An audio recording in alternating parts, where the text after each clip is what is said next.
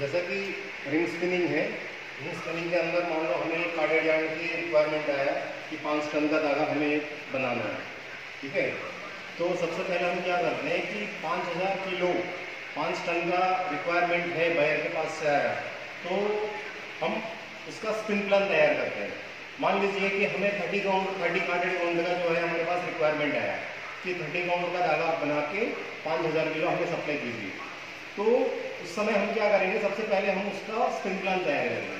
Spin plan के अंदर क्या है कि हमें मिक्सिंग कितने किलो का मिक्सिंग लगाना है, ग्लो रूम में क्या क्या सेटिंग्स होंगे, ग्लो रूम का आउटपुट में क्या हैंग होगा, उसका फाइबर शीट का जो काउंट है वो हैंग की फॉर्म पे हम डिनोट करते हैं। तो क्या किस काउंट का जो है हमें क्या कितना हैंग रखना है ग्लो रूम की लैब का। उसके बाद कार्डिंग स्लैबर का जो है वो कितना हैंग रखना है। फिर उसके बाद ड्रॉपरिंग का जो आउटपुट है वो क्या हैंग रिक्वायरमेंट है, रोविंग के अंदर क्या रिक्वायरमेंट है, रिफ्रेम में फाइनली धागा कितने काउंट का चाहिए, क्या टीके चाहिए, कितना स्पीड चलाना है, और कार्डिंग मशीन का क्या स्पीड चलाना है, ड्रॉपरिंग मशीन का क्या स्पीड चलाना है, वो पूरा एक स्पिन प्लान तैयार करते हैं। तो सबसे पहले क्या है, जो मेन कैलकुलेशंस की बात है, जैसे मान लो हमें 5 टन का माल अगर तैयार करना है, 5000 किलो तैयार करना है, तो अगर मान लीजिए 100 किलो अगर हम रॉ मटेरियल यूज करते हैं तो आउटकम जो धागा जो बन के निकलेगा वो 85 किलो निकलेगा, ठीक है। तो हमारे 15 किलो तो वेस्ट में चला गया। तो इसी तरीके से जो है अगर मान लो हमें बायर को 5000 किलो डिलीवरी देना है, 5000 किलो बना हुआ पैक करके देना है उसको, तो फिर हम क्या करेंगे, जो 15% जो वेस्ट है उसको हम ऐड करके करीब 5750 किलो या 5800 किलो के आसपास जो है हम रॉ मटेरियल लेंगे। उसके बाद फिर उसको प्रोसेस करेंगे, तब हमें 5000 किलो धागा बन के तैयार मिलेगा, ठीक है। तो उसको हम क्या करते हैं, सबसे पहला जो प्रोसेस है कार्डियक यार्न का ये है मिक्सिंग, ठीक है। ये मिक्सिंग हम क्यों करते हैं, जैसे कि मान लो हमें 100% कॉटन धागा तैयार करना है, ठीक है, तो 30 काउंट का तैयार करना है। तो उस समय क्या होता है कि कई प्रोसीजर्स होते हैं। जैसे कि मान लो हमने 100% जो है सेंगर 6 लिया, तो उस केस में भी क्या होता है कि अलग अलग लॉट की जो है मटेरियल हमें जो है स्पिनिंग प्लांट के अंदर आते हैं, ठीक है। तो उस समय क्या है, अलग अलग लॉट में जो है उसकी जो प्रॉपर्टीज है वो थोड़ा बहुत जो है डिफरेंस होते हैं। जैसा कि मान लो फाइबर क्वालिटी की बात कर रहे हैं हम कि fibre fineness, fibre strength, fibre length, ठीक है, और ट्रैश कंटेंट, ये अगर सेम क्वालिटी के होने के बावजूद भी, ठीक है, थोड़ा बहुत जो है वेरिएशन रहता है। तो हम जो धागा बनाएंगे वो 5000 किलो में कहीं भी अगर हम देखें, कोई भी कोन उठा के देखें, सबका क्वालिटी एक जैसा आना चाहिए। तो जो फाइबर जो हमारे पास गोडाउन से आ रहे हैं या मार्केट से जो है हम जिनिंग मिल से या बाहर से हम रॉ मटेरियल प्रोक्योर करते हैं, बेल जो हमारे पास कॉटन बेल आते हैं वो अलग अलग लॉट के आते हैं। अलग अलग लॉट मैं क्यों बोल रहा हूँ, जैसे कि मान लो गाजियाबाद में हमने कल्टिवेशन किया सेम सेंकर 6 का कॉटन, ठीक है, हापुड़ में हमने कल्टिवेट किया सेम सेंकर 6 का कॉटन, लेकिन दोनों की सॉइल में थोड़ा बहुत डिफरेंस है, वैरायटी एक है, समझ रहे हैं। तो वैरायटी एक है, तो लेकिन दोनों के सॉइल में थोड़ा बहुत डिफरेंस होने की वजह से जो फाइबर की प्रॉपर्टीज है वो चेंज हो सकते हैं। तो वहां का भी जो सेंकर 6 है, यहाँ का भी सेंकर 6 है, तो उसका जो है लॉट वाइज हमने हमारे पास जो है आ जाते हैं। तो लेकिन हमारे जो धागा है वो यूनिफॉर्म धागा बनाना है, तो इसके लिए क्या करेंगे, जितना भी हमारे पास रॉ मटेरियल है उसको सबको ब्लेंड करना है, सबको मिक्सिंग करना है। 5000 किलो मान लो 2500 किलो एक लॉट का मिला, 2500 किलो दूसरा लॉट का मिला, तो उस केस में हम क्या करेंगे, दोनों को प्रॉपर मिक्स करेंगे, तब भी वो मिक्सिंग करना पड़ता है, ठीक है। दूसरा एक और कारण है, जैसा कि मान लो हम प्रोसेस कर रहे हैं, प्रोसेस करने की टाइम पे जो है कि कुछ सॉफ्ट वेस्ट जो है ना रीयूज करने के लिए कुछ वेस्ट निकलते हैं, जैसा मशीन में कुछ खराबी आ गया या स्लाइवर टूट गया, फिर दोबारा जो है उसको फिशिंग करते हैं, तो उस समय क्या होगा कि कुछ वेस्ट निकलते हैं। वो वेस्ट नहीं है, मतलब उसको फेंकने वाला वेस्ट नहीं है, ठीक है, तो उसको रीयूज कर सकते हैं। तो उस वेस्ट को भी हम क्या करेंगे, इस मिक्सिंग के दौरान कि करीब 5%, 4%, 3% ऐसा करके उसको रीयूजेबल जो वेस्ट है उसको भी हम उसको मिक्सिंग के टाइम पे हम उसको ब्लेंड करते हैं। दूसरा मान लो हमने पॉलिस्टर कॉटन की धागा अगर हमें तैयार करना है तो हम क्या करेंगे, पॉलिस्टर पीसी के अगर हमारे पास रिक्वायरमेंट आ गया 70-30 कि पॉलिस्टर जो है 70% और 30% कॉटन, तो फिर उस समय क्या करेंगे कि हमें दोनों 70% रॉ मटेरियल हम लेंगे पॉलिस्टर और 30% लेंगे हम कॉटन, तो उन दोनों को मिक्स करना है। अगर मिक्स नहीं करेंगे तो क्या होगा, एक जगह कॉटन आ जाएगा, एक जगह पॉलिस्टर का आएगा। हमें ऐसा नहीं चाहिए। थ्रू आउट पैकेज के अंदर कहीं भी हम चेक करेंगे तो ब्लेंड जो है वो 70-30 रिक्वायरमेंट है, 70-30 चाहिए। तो इसके लिए हम क्या करेंगे, सबसे पहले हम उसको मिक्सिंग के टाइम पे ही हम उसको मिक्स करेंगे, समझ रहे हैं। तो इस तरीके से जो है और कई तरह के ये होते हैं, एक तो क्वालिटी का मैंने आपको बताया, दूसरा जो है रेशियो वाइज जो है मैंने आपको बताया, अलग अलग अगर ब्लेंड्स तैयार करना है तो उस समय जो है अलग अलग रॉ मटेरियल जो है हम लेते हैं, लेके उसको मिक्सिंग करते हैं। ठीक, तो ये मिक्सिंग करने का जो तरीका है ये दो तरह की मिक्सिंग है। जैसा कि एक तो मशीन मिक्सिंग,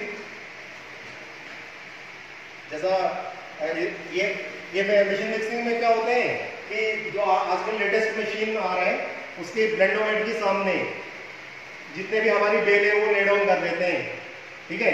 तो उस समय क्या होगा कि वो ब्लोरूम से जो है वो बेल से ऑटोमेटिकली बेल प्लकर जो है मटेरियल प्लग करेगा, प्लग करके ब्लेंडर पे ले जाएगा और जितने भी अलग अलग लॉट की या अलग अलग बेल की जो मटेरियल है उसको जो है आपस में जो है अच्छा सा मिक्स करेगा।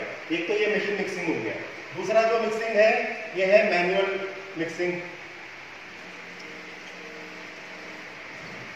मैनुअल मिक्सिंग के अंदर क्या करते हैं, जैसा मोस्ट पॉपुलर जो मेथड है हम जनरली यूज करते हैं वो सैंडविच मिक्सिंग है। कि मान लो हम 70% पॉलिस्टर और 70% कॉटन हमें लेना है, तो हम क्या करेंगे, 20x20 का एक बड़ा सा कैबिन होता है, उसके अंदर जो है पहले पॉलिस्टर का एक लेयर बिछा दिया, उसके बाद जो है फिर उसके ऊपर कॉटन बिछाया, फिर पॉलिस्टर, फिर कॉटन, फिर पॉलिस्टर, फिर कॉटन, ऐसा करके रॉ मटेरियल को जो है उसको ले डाउन करते हैं पूरी उस बिन के अंदर, ठीक है। उसके बाद जैसे सैंडविच को काटते हैं तो जैसे सैंडविच खाते हैं इस तरीके से जो है जितना भी मटेरियल है उसको प्लग करके फिर टफ्टिंग करते हैं, उसके बाद फिर उसको यूज करते हैं। तो उस समय क्या होगा, हमारे पास कॉटन पॉलिस्टर यूनिफॉर्मली जो है मिक्स हो जाते हैं। उसके बाद फिर प्रोसेस के थ्रू जो है और जो भी ब्लेंड होना है प्रॉपर ब्लेंड फिर मशीन की प्रोसेस में जो है मैकेनिकल प्रोसेस के अंदर वो ब्लेंड हो जाता है।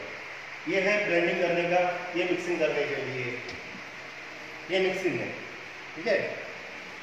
मिक्सिंग का जो हमारी इनपुट हो गया, मिक्सिंग का जो इनपुट है, इनपुट मटेरियल बेल है,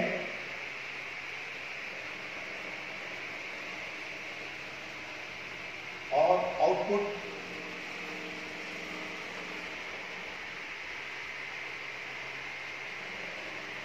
मटेरियल क्या है हमारा, मिक्स्ड फाइबर। ये हमने मिक्सिंग कर दिया। मिक्सिंग करने के बाद नेक्स्ट जो प्रोसेस है वो है ब्लोरूम। ब्लोरूम के अंदर हम इनपुट क्या देंगे, ये मिक्स्ड फाइबर देंगे,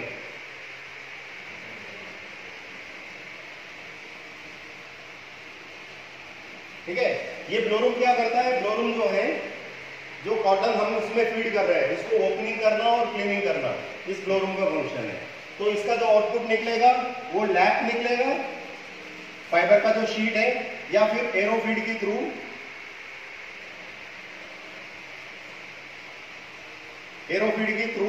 कार्डिंग मशीन पे जो है सीधा फाइबर शीट,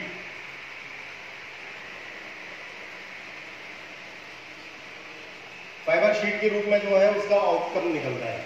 फिर ब्लोरूम के बाद जो नेक्स्ट मशीन है वो है कार्डिंग मशीन,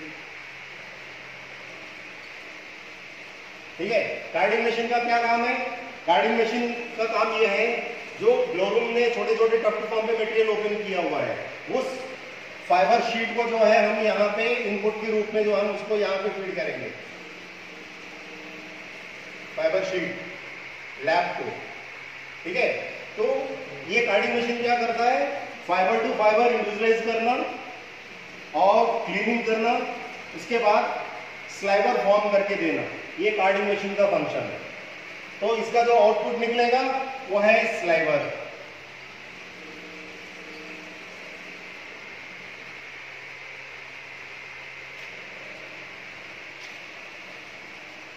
इसका जो नेक्स्ट प्रोसेस है वो है ड्रॉ फ्रेम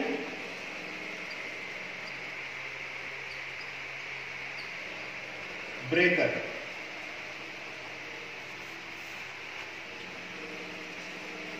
इसका जो नेक्स्ट प्रोसेस है ड्रॉ फ्रेम फिनिशर।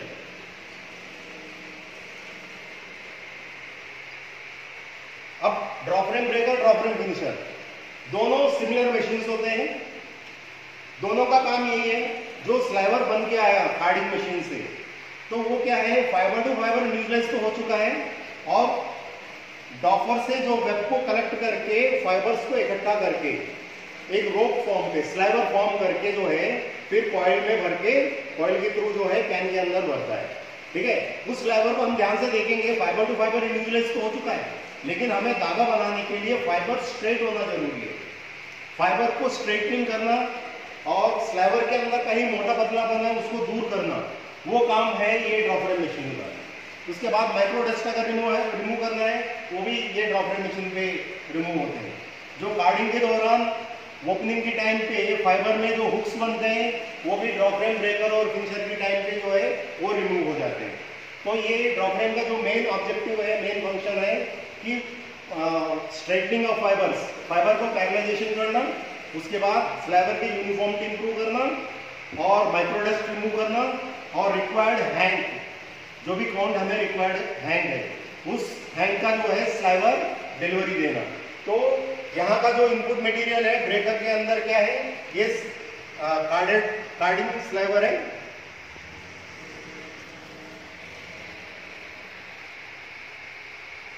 और यहाँ पे जो आउटपुट निकला है वो भी स्लाइवर है, लेकिन स्लाइवर ब्रेकर का स्लाइवर है। मतलब पहला जो प्रोसेस है उसको बोलते हैं हम ब्रेकर। इसके बाद इस ब्रेकर का जो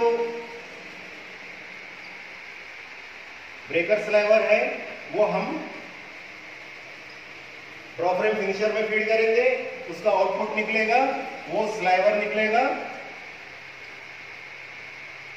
फिनिशर स्लाइवर निकलेगा,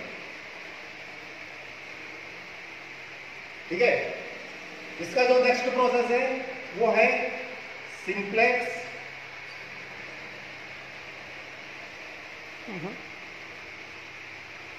नजदीक आ जाओ, सिंप्लेक्स की स्प्लिंग।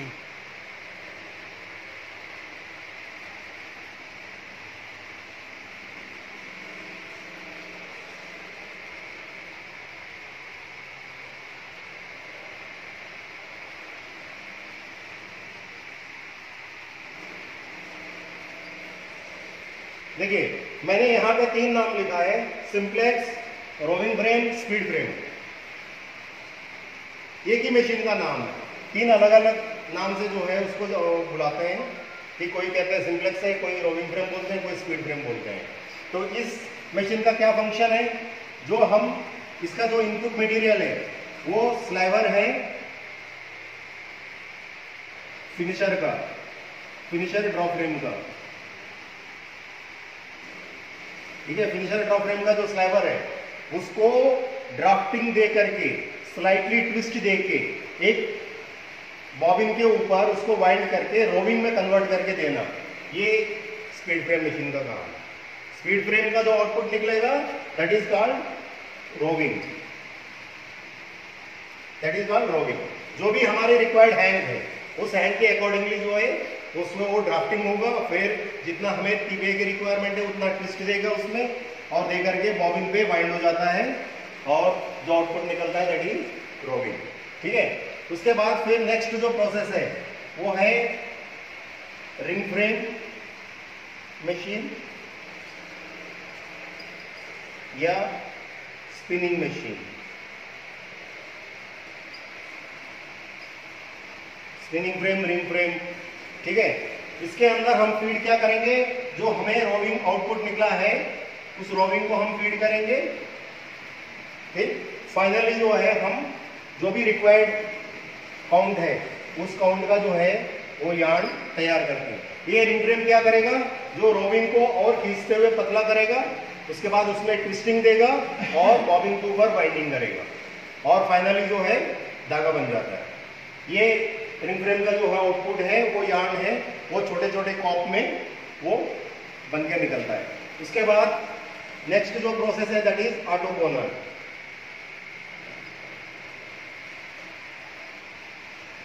या वाइंडिंग मशीन भी बोलते हैं, ऑटो कॉर्नर वाइंडिंग।